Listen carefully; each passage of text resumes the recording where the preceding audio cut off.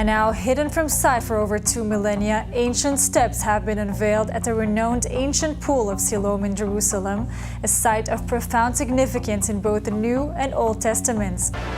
We are now at the Gihon Spring. It contains an enormous amount of water. Christians all over the world hold the city of Jerusalem in high regard because of the spiritual sights it possesses.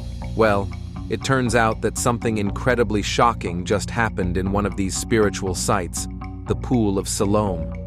I am currently at the Pool of Salam, where Jesus healed a blind man. So I'm just going to show you. You can read about it in John chapter 9. Scientists have discovered some hidden secrets under the depths of the pool that are scaring Christians worldwide. These hidden secrets, buried for centuries, have raised new questions about the history of the Pool of Salam and its role in Christian faith. But what exactly was discovered? And do these discoveries mean for the Pool of Salam and the Christian religion at large? Let's find out. The Pool of Salam. There are several places in the city of Jerusalem where tons of incidents and events with religious significance have happened, and the Pool of Salam is not left out. This body of water is so mysterious that scientists and archaeologists are still finding out more terrifying things about it till today. In fact, they just made some recent new discoveries that are shocking and scaring Christians today. But before we go into what these strange discoveries are, let's talk about why the Pool of Salam is so important. The Pool of Salam was built a long time ago by a king named Hezekiah, who was the king of Judah. At that time, Judah was facing a big threat from an empire called Assyria. The Assyrians were very powerful and had already defeated many other lands. King Hezekiah knew that the Assyrians might attack Jerusalem, so he made plans to protect the city and its people.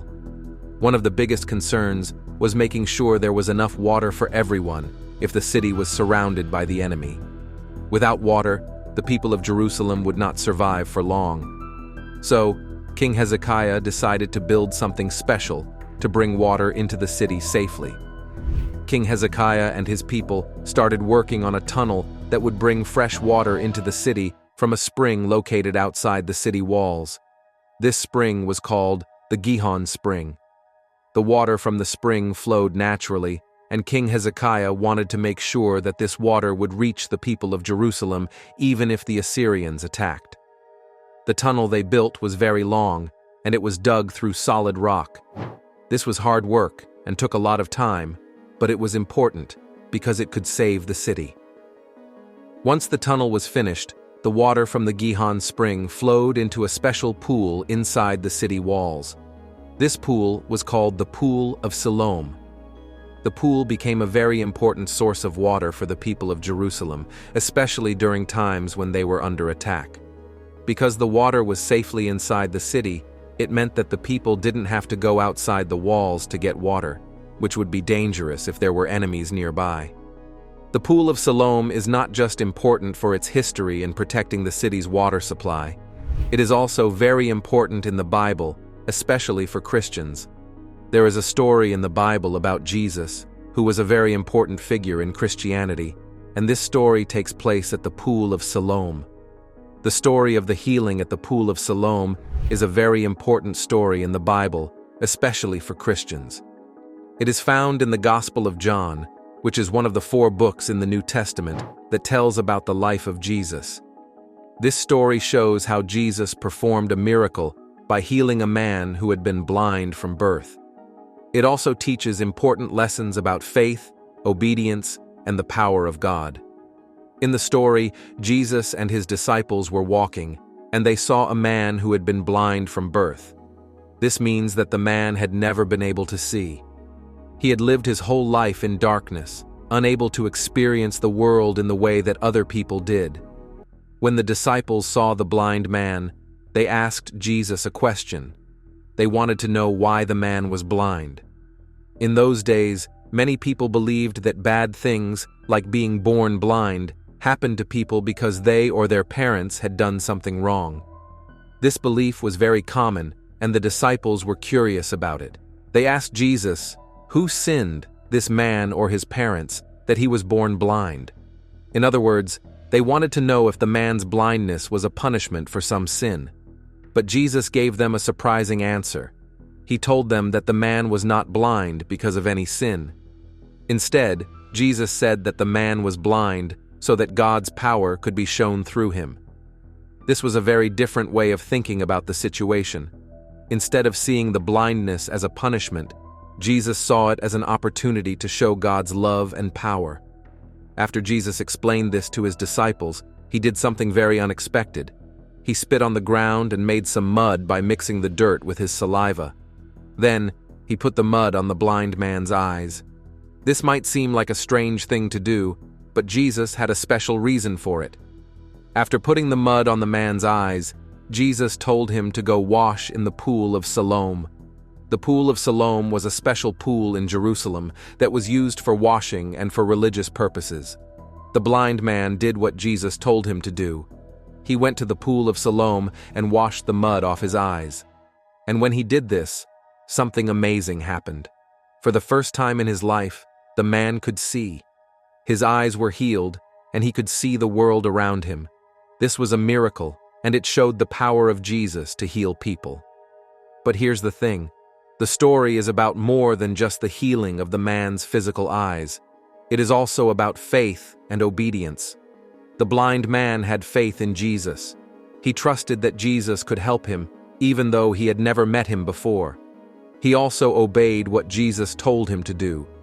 Even though it might have seemed strange to put mud on his eyes and then wash in a pool, the man did what Jesus asked him to do. And because of his faith and obedience, he was healed. This is one of the key lessons of the story. When we have faith and trust in God, amazing things can happen. After the man was healed, people started to notice the change. The man had been blind for his entire life, and many people in the city knew him as the blind man who used to sit and beg. When they saw that he could now see, they were amazed. Some of them even wondered if it was really the same man. They asked each other, "Is this the man who used to sit and beg?" Some people said it was, but others weren't so sure. The man himself told them that he was the man. The people were curious about how this had happened. They wanted to know who had healed him and how it had been done. So, they asked the man to tell them his story. The man explained that Jesus had put mud on his eyes and told him to wash in the Pool of Salam. He told them that when he did this, he was able to see. This amazed the people even more, and they wanted to know more about Jesus, the man who had performed this miracle. But not everyone was happy about the miracle. The Pharisees, who were religious leaders at the time, were very upset. They had strict rules about what could and couldn't be done on certain days, especially the Sabbath, which was a day of rest. According to their rules, healing someone on the Sabbath was considered work, and work was not allowed on the Sabbath. So, they were angry that Jesus had healed the man on that day. The Pharisees questioned the man who had been healed. They asked him how it happened and who had done it. The man explained the story again, but the Pharisees were not satisfied. They didn't want to believe that Jesus had performed a miracle. Instead, they tried to find reasons to doubt the man's story. They even called in the man's parents to ask if he had really been born blind. The man's parents confirmed that their son had been blind from birth, but they were afraid to say too much. The Pharisees had already decided that anyone who said Jesus was the Messiah, or the chosen one of God, would be thrown out of the synagogue, which was the place where people gathered to worship.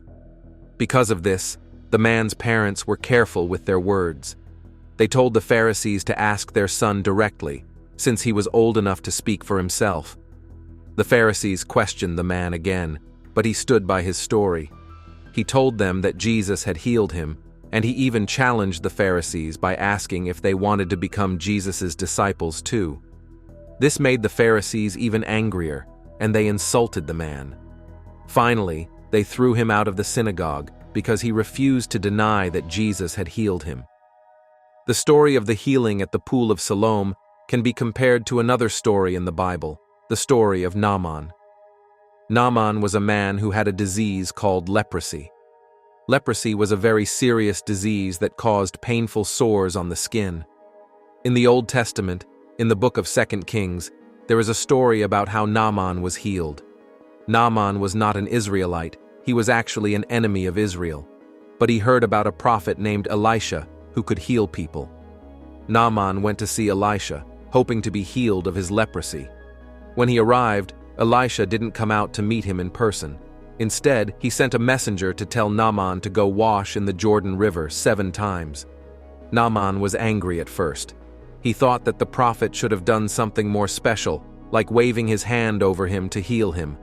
But after some convincing, Naaman did what the prophet said. He washed in the Jordan River, and his leprosy was healed. Both the story of Naaman and the story of the healing at the Pool of Salam show that God's healing power is not about the place or the method. It is about faith and obedience. In both stories, the people who were healed had to trust in God's instructions, even when they seemed simple or strange. They had to obey, and when they did, they experienced God's healing. These stories also show that God's mercy and grace are available to everyone, even those who might seem unworthy. Naaman was an enemy of Israel, but God still healed him. The blind man was seen as a sinner by many people, but Jesus still healed him. This shows that God's love and healing are not limited by our human ideas of who deserves it. The Pool of Siloam was also connected to other events in history. After King Hezekiah built it, Jerusalem went through many challenges. Over time, different armies attacked the city, and the people who lived there faced many dangers. The Pool of Salam was part of the city's history through all of these events. At one point, Jerusalem was destroyed by the Babylonians, a powerful empire from another land. This happened about 600 years before Jesus was born. The Babylonians tore down many parts of the city, including the walls and the Pool of Siloam. But later, the people of Jerusalem were able to rebuild their city.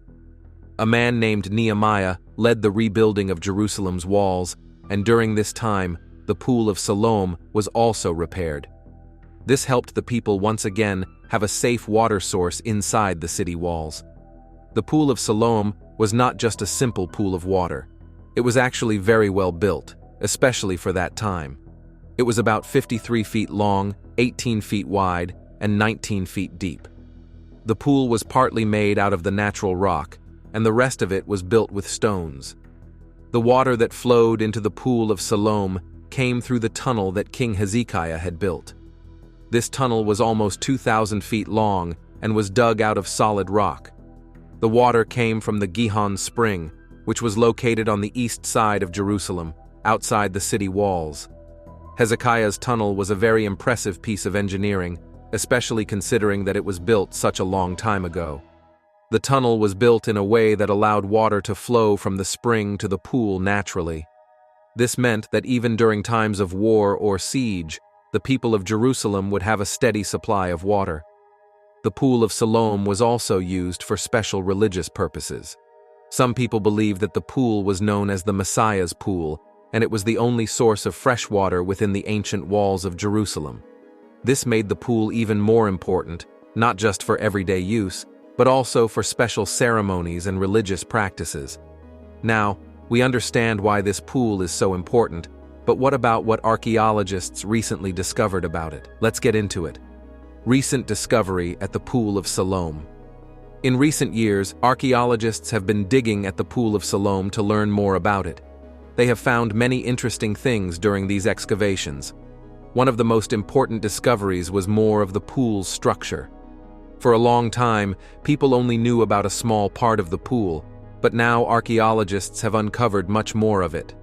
They have found the stone steps that lead down into the pool, and they have also found other parts of the pool that were hidden for many years. These discoveries are exciting because they help us understand how big the pool was and how it was used by people in ancient times. The steps that archaeologists found are very large and very old. They are made of stone, and they go down into the water. These steps were probably used by pilgrims who came to the pool to wash before they went to the temple. This was an important part of their religious rituals. When people walked down the steps and washed in the pool, they were preparing themselves to be close to God. The steps are a reminder that the Pool of Siloam was a place of both physical and spiritual cleansing. The evidence of how the pool was connected to the rest of the city. This is through a tunnel built by King Hezekiah. This tunnel was made to bring water from a spring outside the city into Jerusalem. The spring was called the Gihon Spring, and it was the main source of water for the city. But because the spring was outside the city walls, it was vulnerable to attacks from enemies. To protect the water supply, King Hezekiah ordered that a tunnel be built to bring the water inside the city. This tunnel, which is about 1,750 feet long, ends at the Pool of Salam. The tunnel was a big discovery because it shows how clever the people of Jerusalem were in finding ways to protect themselves during times of war. Archaeologists have explored the tunnel, and today, people can even walk through it. It's amazing to think that this tunnel was built over 2,700 years ago, and it still works today. In addition to the steps and the tunnel, archaeologists have also found many small objects at the Pool of Salam. These objects are called artifacts, and they tell us more about the people who lived in Jerusalem in ancient times. One of the most interesting types of artifacts found at the pool is ancient coins. These coins were left behind by people who used the pool long ago. Some of the coins are very old and were used during the time of the Roman Empire. Finding these coins was exciting because they help us understand what life was like during that time. The coins have different designs on them, and some even have pictures of ancient rulers. These coins were probably dropped by accident when people were using the pool. Archaeologists have carefully studied the coins to learn more about the history of Jerusalem and the people who lived there. Wait, there's more. Apart from coins, archaeologists have also found pottery and other objects that people used in their daily lives. These objects were left behind at the pool, and they give us clues about what life was like in Jerusalem during different periods of history.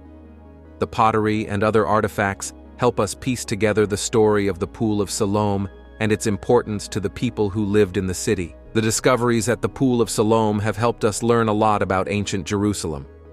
Archaeologists have found many things that show us what life was like in the city long ago.